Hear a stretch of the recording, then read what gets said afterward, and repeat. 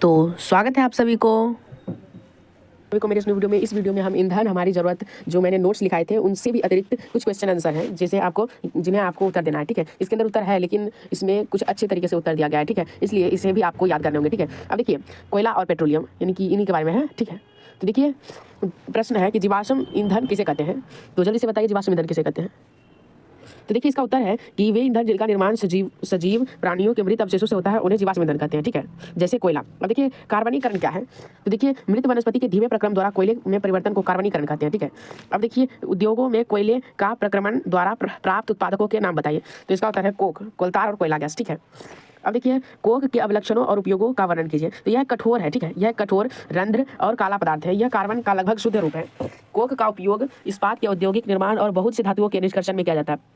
अगला प्रश्न है कि कोयला का रासायनिक गुणधर्म लिखिए। तो देखिए इसका रासायनिक गुणधर्म है कि वायु में गर्म करने पर कोयला जलता है और मुख्य रूप से कार्बन डाइऑक्साइड गैस उत्पन्न करता है। कोलतार क्या है, इसका उपयोग लिखिए। देखिए कोलतार एक अप्रिय गंध वाला काला गाढ़ा द्रव होता है। ठीक है, और ये लगभग दो पदार्थों के मिश्रण से होता है। इसका उपयोग औद्योगिक निर्माण में संश्लित रंग, औषधि विस्फोट, सुगंध, प्लास्टिक आदि कार्यों में होता है। ठीक है, अब देखिए अगला प्रश्न है कि कोयला गैस कैसे प्राप्त होता है।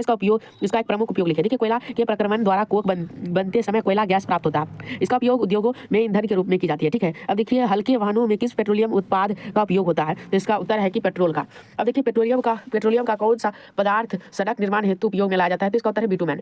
अब देखिए अगला क्वेश्चन है हमारा कि काला सोना किसे कहते हैं। तो पेट्रोलियम को। अब देखिए पेट्रोलियम को काला सोना क्यों कहते हैं। तो देखिए पेट्रोलियम का उपयोग विभिन्न पदार्थों में किया जाता है। इनका अपना एक बहुत अधिक व्यावसायिक महत्व है इसलिए इसे क्या कहते हैं, काला सोना। अगला क्वेश्चन है कि पेट्रोलियम के संगठनों के नाम लिखे जो पेट्रोलियम परिष्करणी से प्राप्त होते हैं। तो इसका उत्तर है पेट्रोलियम गैस, पेट्रोल, डीजल, स्नेहक तेल, पैराफिन, मोम, केरोसिन तेल इत्यादि। अब देखिए हमारा अगला प्रश्न है कि पेट्रोलियम विभिन्न संगठनों को पृथक करने के प्रक्रम को क्या कहते हैं। तो परिष्करणी। अब देखिए पेट्रोलियम उत्पाद को उस संगठन का नाम लिखिए जिसका उपयोग मलहम, मोमबत्ती और वैसलीन बनाने में किया जाता है। तो इसका उत्तर है पैराफिन, मोम। ठीक है, अब देखिए समझाइए कि जीवाश्म ईंधन समाप्त होने वाले प्राकृतिक संसाधन क्यों है। तो देखिए इसका उत्तर है कि कोयला और पेट्रोलियम जीवाश्म ईंधन है। इसके बनने में लाखों वर्ष का समय लग जाता है, जबकि इसी तरह अंधाधुंध उपयोग होता रहा तो ये 100 वर्षों में ही समाप्त हो जाएगा। इसका उपयोग प्रक्रिया जटिल है, यानी कि इसकी बनने की प्रक्रिया जटिल है, इसलिए जीवाश्म ईंधन समाप्त होने वाले संसाधन है। ठीक है,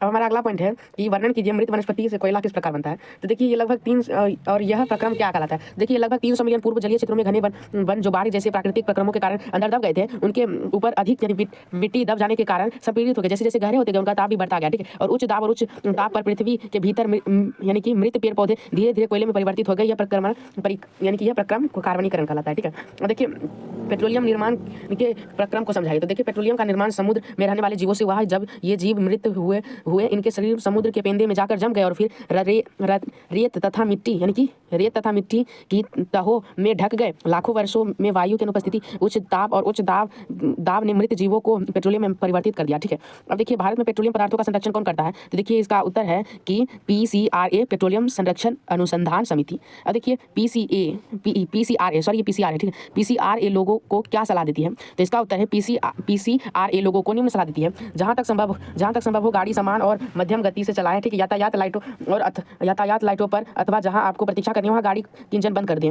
टायरों का दाब सही रखिए। गाड़ी का नियमित रख रखाव सुनिश्चित कीजिए। ठीक है, यही था आपका क्वेश्चन आंसर। ठीक है, पीछे के पॉइंट्स मैंने आप सभी को यानी कि पिछले वाले वीडियो में दिखा दिए हैं। ठीक है, तो कैसा लगा आपको ये वीडियो। मिलेंगे कभी और वीडियो में, तब तक के लिए बाय बाय।